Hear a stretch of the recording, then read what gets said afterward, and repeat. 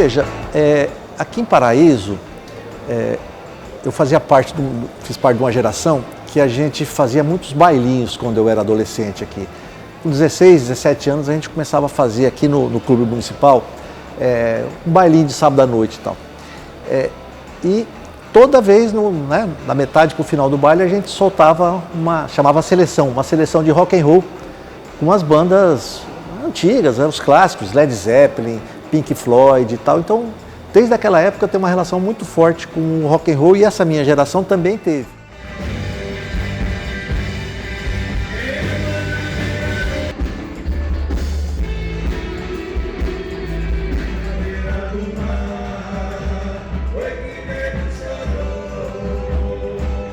Eu saí para fora estudar, trabalhar, depois voltei para cá. Quando eu voltei, nós começamos a fazer festas e tal, fim de semana, e trazer bandas de Maringá, de várias bandas de rock and roll.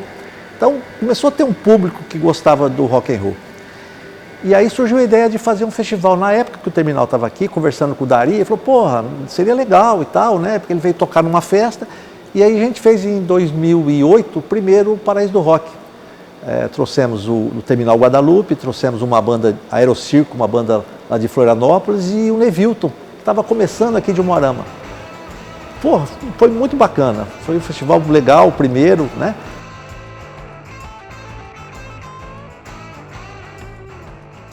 Ao longo de toda a década de 2010, eu viajei por muitos festivais no Brasil. Eu sempre ouvia falar do Paraíso do Rock. Eu tenho uma coluna dedicada a cobrir a movimentação cultural da música latino-americana, dos países de língua espanhola. E eu entrevistava várias bandas que elas falavam, a gente já tocou no Paraíso do Rock, ou outras que falavam, a gente gostaria de ir no Brasil para tocar no Paraíso do Rock. E era muito estranho que bandas argentinas, bandas uruguaias conhecessem um festival que eu mesmo não conhecia e que tinha uma mística muito própria. Sempre ouviu falar porque o Paraíso do Rock é o festival mais conhecido aqui da região, né, do noroeste do Paraná. Festival que trabalha com bandas autorais, bandas de fora, né? Então, assim, é sempre um nome muito presente, assim, pra gente, pra nós somos de Paranavaí. Eu sou de Cianorte, então eu conheço aqui bem, não sou um estranho, um estrangeiro. E aí eu sei também que o Paraná, especialmente algumas cidades assim mais do interior, o que é muito mais forte é a música sertaneja, não é o rock. Embora tenha roqueiros, em todo lugar tem roqueiros. Eu falo assim, aqui é uma terra, eu cresci escutando sertanejo também, mas as FMs aqui, na região como um todo, né, massificaram aquele sertanejo universitário, né? E aqui em Paraíso tinha um festival. Quando eu escutei isso, eu morava já em São Paulo há 25 anos, 30 anos, você tem um festival de rock, eu falei, eu quero saber mais sobre isso. Daí eu me comuniquei com o Beto. Ele me contou a história toda, como ele começou, a primeira edição, como foi, daí como foi evoluindo, como ele foi engajando as pessoas. Aí eu fui convidado pela organização para vir cobrir na edição de 2016. Foi uma edição particularmente acidentada, alguns problemas de infraestrutura, problemas climáticos, estava muita chuva, isso afetou a distribuição de energia na cidade e até mesmo algumas escolhas da curadoria que eu achei que não condiziam com a própria proposta do festival. Quando eu fiz esse texto contando essas impressões, isso acabou gerando uma impressão muito grande nos organizadores, que eles falaram, poxa, veio um cara aqui para olhar de perto, né, o que a gente faz e entendeu, né, inclusive a ponto de falar, poxa, eu acho que isso pode ser diferente e tal. E aí, finalmente, eu fiz uma reportagem sobre isso. Eu contei essa história no jornal Estado de São Paulo. E o Beto ficou muito agradecido, porque na verdade era o primeiro reconhecimento de nível, assim, em nível nacional, que falava do festival como um evento cultural, um evento contracultural, na verdade, porque ele se inseria dentro de um reduto do agronegócio, da música sertaneja, e ao mesmo tempo era um festival de música alternativa, de rock. Aí ele curtiu muito a matéria, o texto que eu fiz naquela época no Estadão. Daí ele me convidou para conhecer.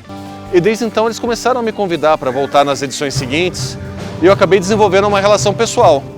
Essa relação com os organizadores se intensificou durante o período de pandemia e tornou inviável fazer uma cobertura como jornalista, porque daí já havia toda uma relação pessoal que acabaria com a isenção jornalística. O meu processo de curadoria aqui no Paraíso do Rock, ele começou desde quando eu sou muito jovem. Sempre gostei de rock independente alternativo do Brasil, sempre gostei de ver show, de estar em contato com as bandas, de conversar, de entender a história, de entender as letras por trás.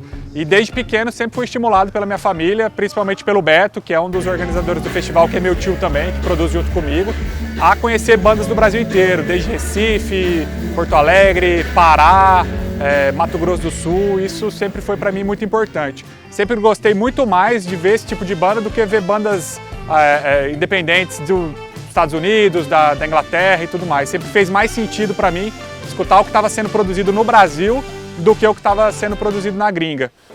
A gente chega em Paraíso do Norte, num festival, que os curadores desse festival estavam em São Paulo num show da gente, e a gente nem sabia que eles estavam lá. E o Felipe fez uma brincadeira que sempre ele faz assim: tem alguém de Minas Gerais, tem alguém de Sete Lagoas? Aí alguém gritou, Paraná! Ele falou assim, tem alguém de Paraná aí? Aí eram os curadores desse festival. Aí a gente ficou numa felicidade tão grande que o contato veio. O contato veio e a gente está aqui.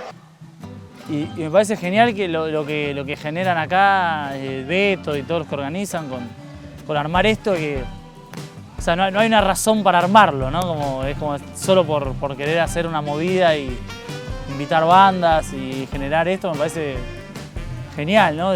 No sé, del amor a la música.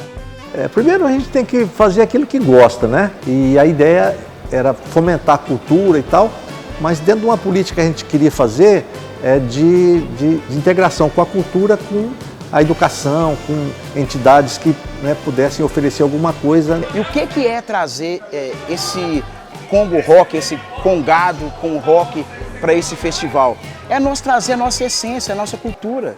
Do lugar que as religiões e a cultura de matriz africana ocupam aqui e que faz isso com música, com poesia e com força. Congradado com você!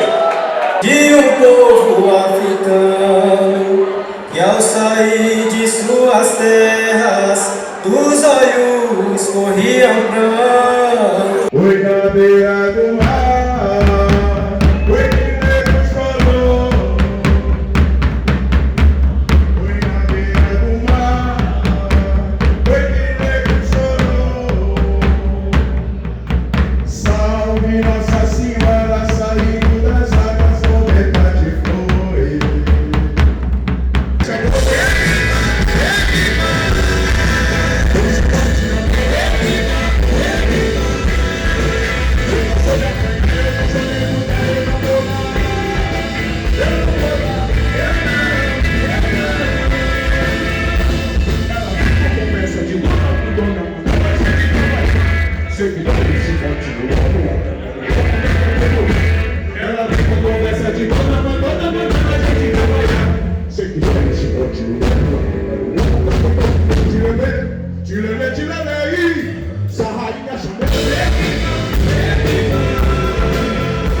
Aqui a cultura popular para mim é tudo na minha vida, né? Vem da minha geração, da minha família, do meu pai salustiano, do maracatu rural, do cavalo marinho, da ciranda, do mamulengo, da rabeca, que é meu instrumento principal. E ali eu trago outros elementos também, assim como o bombinho, que é utilizado no maracatu rural, utilizado também no mamulengo, utilizado também no repique, no samba.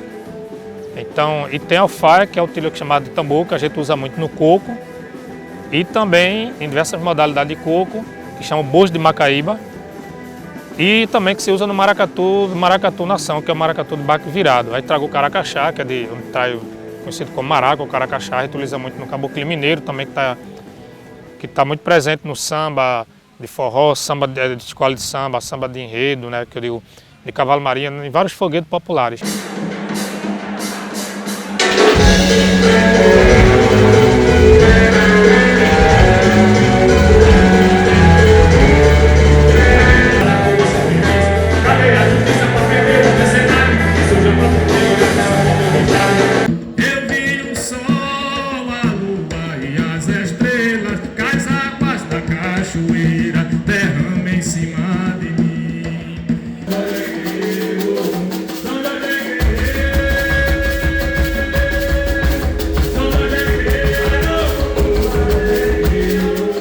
festival ele é muito importante porque ele é vanguarda nesse sentido, porque você vê festivais trazendo pessoas e bandas desse porte para lugares muito maiores. Então, festivais como aqui do Paraíso do Norte é meio que um oásis, né, na nossa cena independente. Se você imaginar que a gente nunca tinha vindo aqui, é a primeira vez que a gente vai tocar no Paraíso do Norte.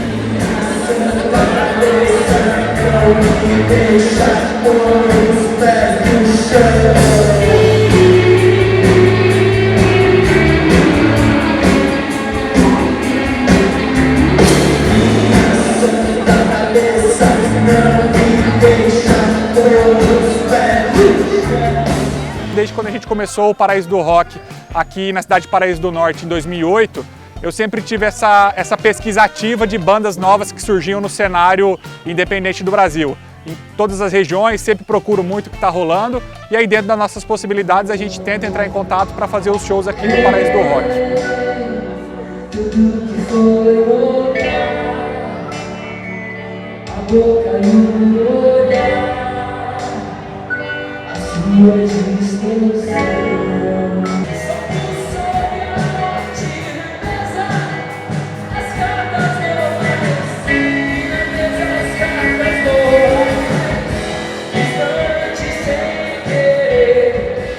Esse tipo de iniciativa, esse tipo de festival, além de fomentar, né, tipo, na cidade, na região, assim, outras bandas de fora, é o que você falou, pra gente oxigena mesmo uma cena, né? E a gente aqui em Paranavaí tem muita dificuldade, igual a Lu falou que a gente já lançou um álbum, né, chama As Pessoas das Cidades. E agora a gente está fazendo um álbum novo, então é uma batalha muito pesada, assim, né? Você está no interior de um estado, onde majoritariamente a música que é ouvida e que se estimula a ouvir e que se tem investimento pesado. São outros estilos, né? A gente não está trabalhando com um estilo que, vamos pôr entre aspas, essa palavra não é meio ruim, mas dominante, assim, né? Então, esse trabalho de vir aqui no festival, ele pode alavancar, né? Praticamente eu ouvi muito pouco a música, o rock, ou mesmo a música regional do país, né? E o festival é essa resistência, oferece isso à população daqui, né? Nós temos bandas de Minas Gerais, de descendentes de escravos, né? Que traz lá o congado, o ritmo africano, o Maciel Salu, que é a música regional pernambucana, que mistura o maracatu, que mistura o cavalo marinho. E é uma oportunidade para a população aqui, né, ter contato com esse tipo de cultura, a música argentina, a música paraguaia, sempre temos uma banda paraguaia. E agora, puta do orgulho, apresentando a primeira banda do Paraguai a tocar aqui, que viajou de van 12 horas direto para estar aqui, acabou de chegar, vai tocar e vai curtir pra caralho, vai botar vocês para curtir. Deficiente, né, Assunção? Boa noite, boa onda.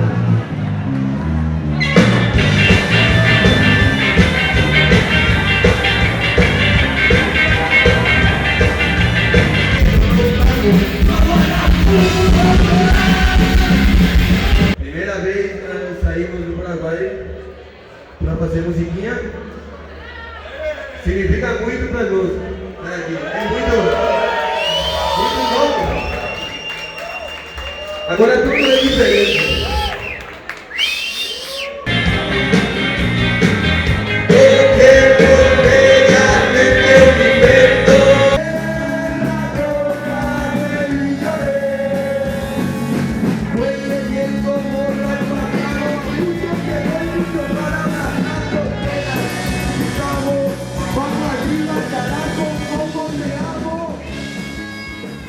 Então é de fato um ato de resistência, né? De manter aí a rebeldia do rock e a possibilidade da juventude aqui conhecer essa faceta diversificada da cultura. Tocar no Paraíso do Rock está sendo muito massa, porque acredito que foi em 2017 ou 2016 que eu vim trabalhar aqui com um artista da Austrália, o Jarrah Thompson, vim tirar foto para ele. E eu achei muito legal a vibe dessa coisa dos músicos se encontrarem e ter, né, o evento, uma festinha que a gente se encontra para fora do festival, tem tempo de conversar, ver o que cada um tá fazendo. E eu curti muito essa vibe gostosa de gente que tá aqui para escutar novos sons, para escutar novos artistas, ver o que tá rolando, né, nas cenas. Little Bit the Mojo Brothers.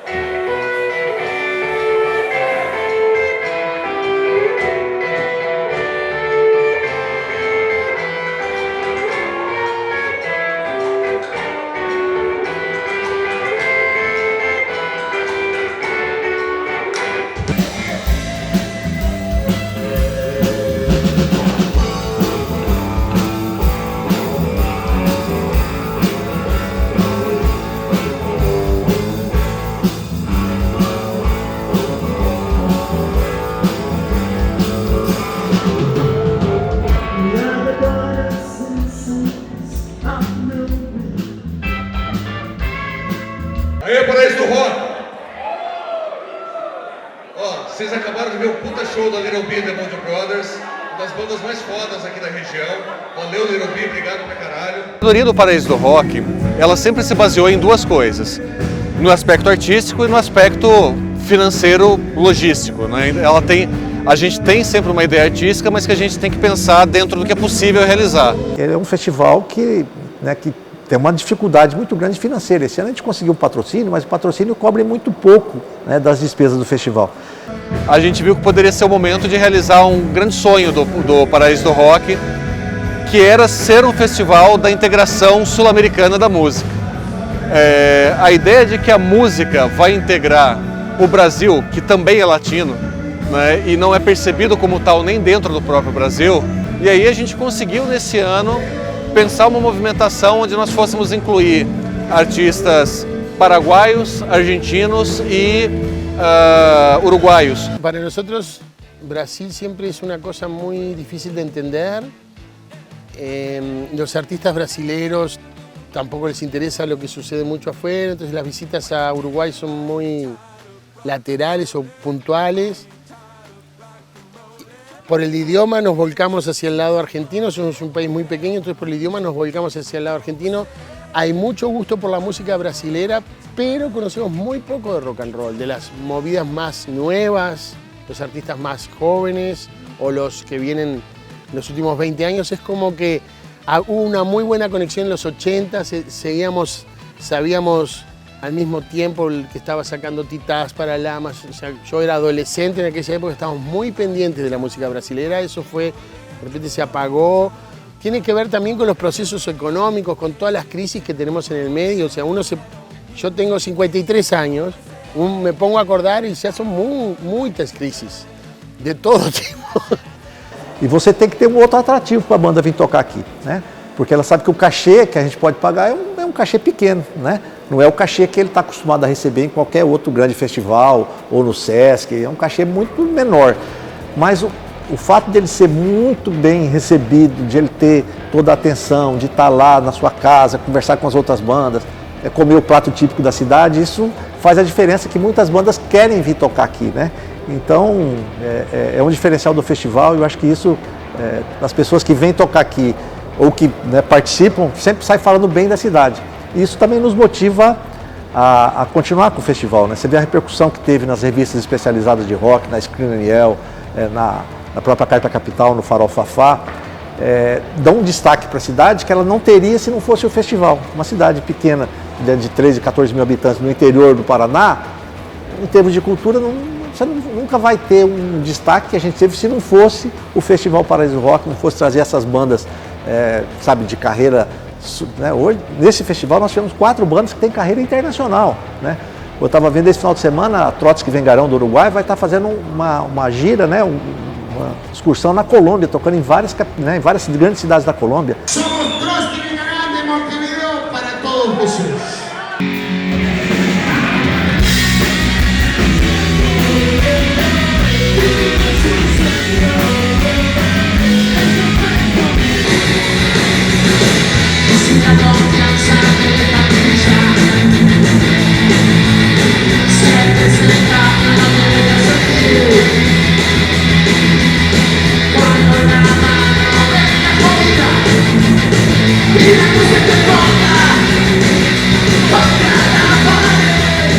Eu acho que o Paraíso do Rock acontecer em uma cidade como o Paraíso do Norte é muito interessante porque é um local que, quando acontece um tipo de evento desse, movimenta toda a economia da cidade, todo o fluxo da cidade, e a cidade ela acaba a ser conhecida por exemplo, o Festival Paraíso do Rock.